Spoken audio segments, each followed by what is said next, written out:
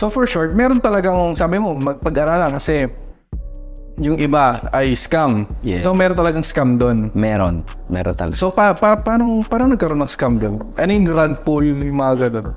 Usually kasi, pagka nag-create ng project sa crypto, ito yung case kadalasang case.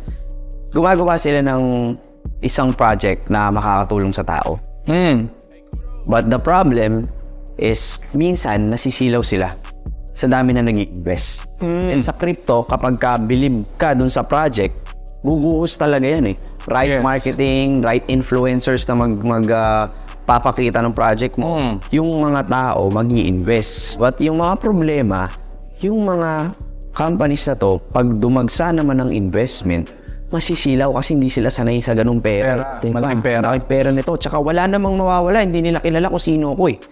Nakukulong ba yung ganun?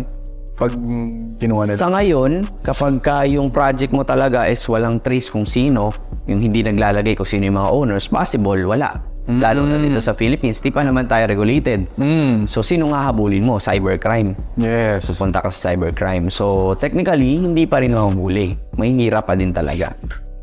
But may mga ways na ngayon. Meron na mga ways. Ways to?